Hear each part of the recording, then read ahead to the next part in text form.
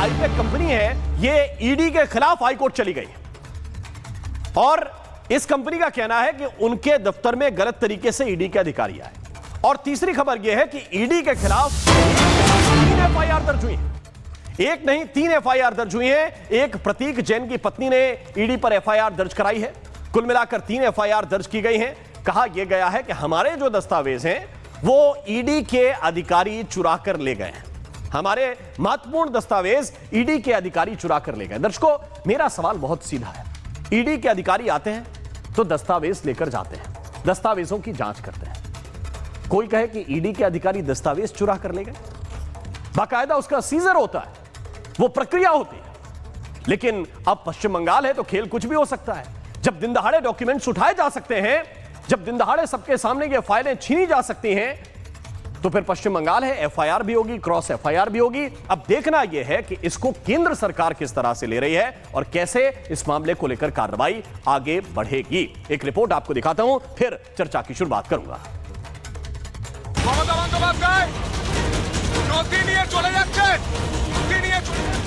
Mamata Banerjee versus ED, ऐसी तस्वीर नहीं देखी होगी।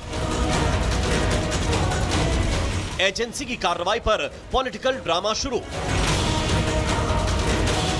खाली हाथ आई ममता, जब बाहर निकली तो हाथ में फाइलें थीं। पश्चिम बंगाल की राजधानी कोलकाता में अचानक हाई वोल्टेज ड्रामा देखने को मिला, जहां करीब 12 बजे के आसपास सरकार और जांच एजेंसी आमने सामने आ गई। कोयला चोरी मामले में वित्तीय अनियमितताओं को लेकर ईडी रेड मारने क्या पहुंची। पीछे पीछे सूबे की मुखिया भी अपने लाव लश्कर के साथ वहां पहुंच गईं। ममता दीदी आई तो खाली हाथ थी, लेकिन निकलते वक्त उनके हाथों में भर भर कर फाइल्स थी। जांच के दौरान मुख्यमंत्री ममता बनर्जी का स्वयं मौके पर पहुंचकर पार्टी के दस्तावेज और हार्ड डिस्क समेटना बेहद गंभीर सवाल खड़े करता है। मुख्यमंत्री की मौजूदगी से माहौल अचानक गर्मा गया। ममता बनर्जी के हाथों में ग्रीन फाइल थी, जो उन्होंने ईडी की टीम से छीन ली। इसके बाद ईडी की टीम पहुंची आईपेक के दफ्तर। इसके बाद मुख्यमंत्री ममता बनर्जी अपने काफिले के साथ सीधे आईपेक के दफ्तर पहुंच गईं। दीदी के लोगों ने फाइलों को दनादन कार नंबर WB06Y5555 में रख दिया। क्या आपने अपने जीवन में कभी ऐसा देखा है कि सरकारी एजेंसियां अपना काम कर रही हों और सरकार यानी वहां का मुखिया सरकारी काम में अड़ंगा डालने पहुंच जाए? शायद ये पहली बार भारत के इतिहास में हुआ है। उसके ऊपर से दीदी के ये आरोप भी सुनिए। आप एजेंसी लगा के हमारा पेपर लूट करते हैं, करते लूट बोलते झूठ। हमारा पेपर लूट करते हैं, हमारा स्ट्रैटेजी लूट करते हैं, हमारा डेटा लूट करते हैं, हमारा बंगाल को लूट करते हैं, हमारा भाषा को लूट करते हैं। जितना भी सीट आपको मिलना चाहिए था, इससे तो अब जीरो में आ जाएगा। I am sorry mister prime minister, please control your home minister. Mamata के आरोपों पर बीजेपी और कांग्रेस ने भी पलटवार किया और सीधे ममता पर निशाना साधा। मुख्यमंत्री केंद्रीय संस्था সাংবিধানিক সংস্থার কাজে এর আগেও হস্তক্ষেপ করেছেন। মুখ্যমন্ত্রীর এই ধরনের কাজ সাংবিধানিক প্রতিষ্ঠানের সরাসরি কাজে হস্তক্ষেপ এবং তদন্তে বাধা দান। এটা একজন মুখ্যমন্ত্রী তিনি শুধু রাজনৈতিক ভোটার লিস্ট থাকবে কেন আইপ্যাকের কাছে? আপনি তো ভোটার লিস্ট আছে বলছেন, বাজেয়াপ্ত করতে আইপ্যাকের কাছে ভোটার লিস্ট থাকবে কেন? मुख्यमंत्री को ये शोभा नहीं देते, चाहे किसी के उनके जितने करीबी हो। अगर ईडी सीबीआई कुछ करते हैं तो कानूनी लड़ाई, कानूनी जंग छेड़िए।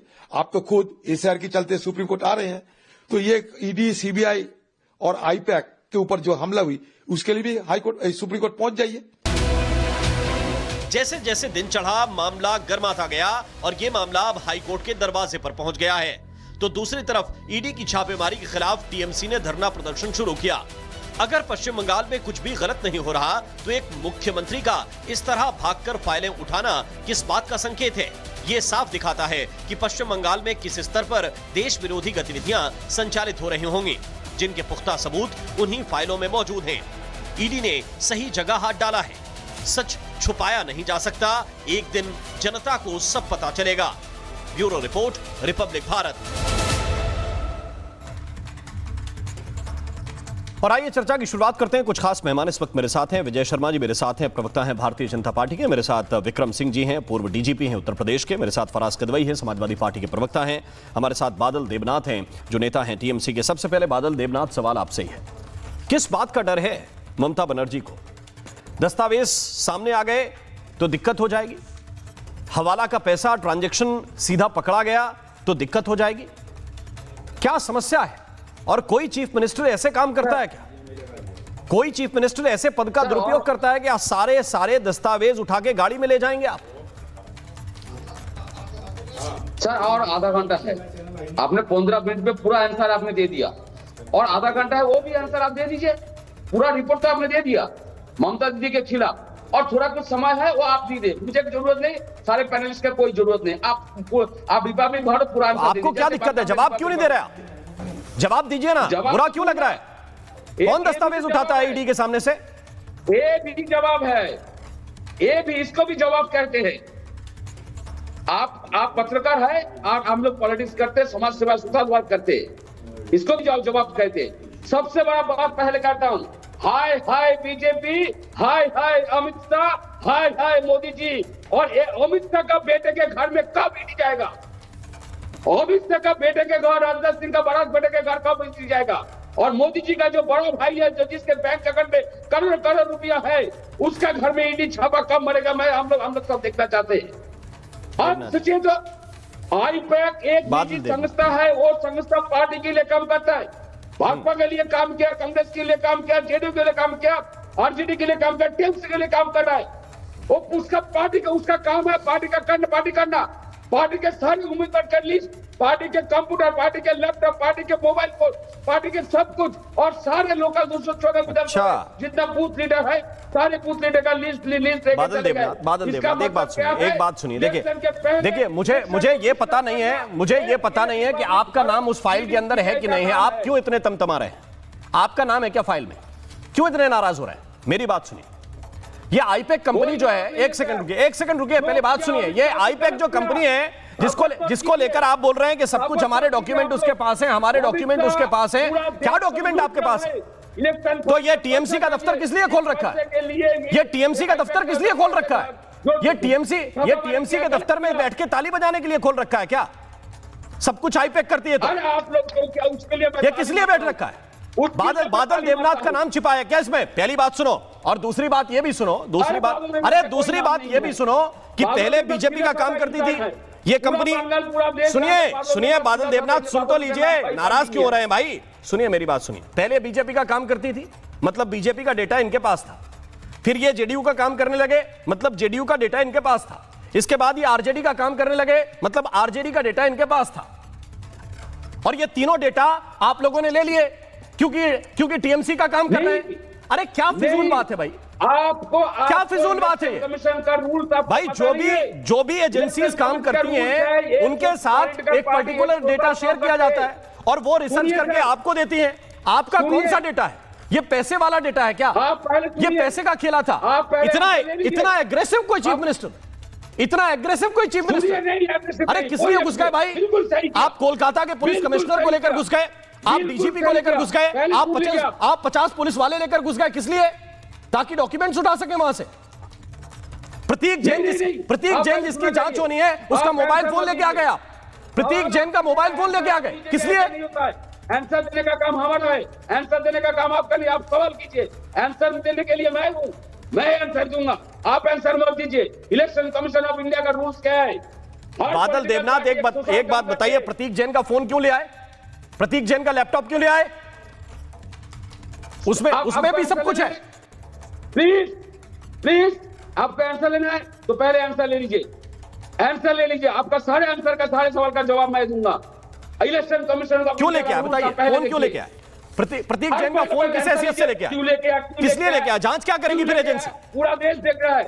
आप एक पॉलिटिकल पार्टी का जो संस्था है, निजी संस्था, वो पॉलिटिकल पार्टी के लिए काम करते हैं, उसका ऑफिस में छापामारी क्यों होगा? इसका जवाब पहले दीजिए। उसके ऑफिस में छापेमारी इसलिए होगी क्योंकि ये 2020 का एक मामला कोल स्कैम से जुड़ा हुआ है। इसमें ईडी का कहना है कि टेंस ऑफ करोड़ रुपीस ये Indian PAC consulting private limited को गया है हवाला का। ऐसी एजेंसी से काम क्यों कराते हो जो 10-10, 20-20 करोड़ रुपए हवाला के जरिए लेती है? बातों को घुमाने का कोशिश मत कीजिए। अरे कोशिश क्या कीजिए, ये ईडी की प्रेस रिलीज है आज की, ये ईडी की प्रेस रिलीज है। बादल देवनाथ, आपको समझ नहीं आएगा, ये मामला थोड़ा टेक्निकल है, या तो आपकी समझ से बाहर का है या फिर आप समझ नहीं पा रहे हैं इसको। मैं 1 मिनट के लिए इसमें विक्रम सिंह जी को इन कराना चाहता हूं, विक्रम सिंह जी को इन कराना चाहता हूं, फिर विजय शर्मा, हर्षवर्धन त्रिपाठी, फराज किदवई और अनिल झा मेरे साथ जुड़े हुए हैं। 1 सेकंड, लेकिन विक्रम सिंह जी 1 मिनट। विक्रम सिंह ईडी के ऊपर अब ये एफआईआर दर्ज करा रहे हैं कि वो दस्तावेज चुरा ले गए। ईडी के ऊपर ये एफआईआर दर्ज करा रहे हैं कि गलत तरीके से मेरे ऑफिस में आ गए। ये कहीं टिकने वाले हैं? और ऐसा कोई आपका तजुर्बा कहता है पूरे देश में कहीं हुआ हो कि कहीं पर ईडी की रेड हो और चीफ मिनिस्टर दलबल के साथ including DGP, including police commissioner, ये सब घुस जाएं और सारे डॉक्यूमेंट्स उठा लाएं और कहें कि हमारे ये पॉलिटिकल डॉक्यूमेंट्स हैं?